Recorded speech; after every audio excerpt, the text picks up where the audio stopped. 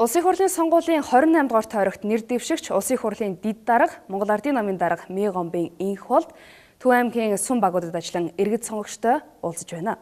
Тэрээр Төв аймагт ажиллаж байгаа 2 дахь өдрөө Мөнгө морьт, Баян дэлгэр, Арх уст, Эрдэнэ сумдад ажиллалаа.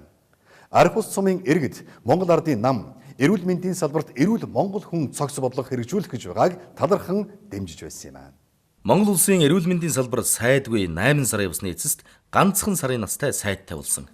Энэ мэтээр эрүүл мэндийн салбар эзэнгүйдэж элгээр хэвчихсний нэг нотлогоо нь Төв аймгийн Арх уст сумын эмнэлэгт 2 сарын өмнө уурын зуух дэлбэрэн Эрдэнэ түүний амнаас эрсдэж сумын иргэд эмнэлгийн үйлчилгээг хангалттай авч чадахгүй байхад өнөө хүртэл төр засгаас ямар нэгэн шийттэй алхам хийгдэхгүй байх хэмээн иргэд бухимдаж байлаа. Манай сумын эмнэлэгтний одоо барилгадаг гинтээ осол гараад тэгээд одоохондоо яах вэ?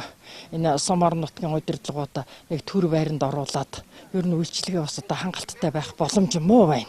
Өнөөдрийн эрүүл мэндийн салбар зарцуулж байгаа хөрөнгийг 2 дахин нэмэгдүүлнэ гэж үзэж байгаа.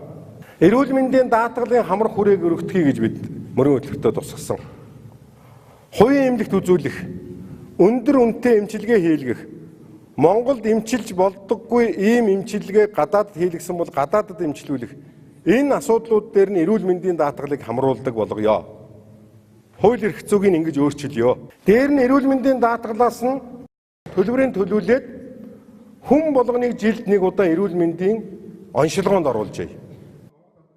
Монгол Ардын намын мөрийн хөтөлбөрт нийтийн биеийн тамирыг дэмжих, их спортыг төрийн хивээлд байлгаж, багийн болон оюуны спортыг онцлон хөгжүүлэх, эмч ажиллагчдын нийгмийн асуудал цалин урамшууллыг цогцоор нь шийдэх гарцыг бүрэн тусгасан байна.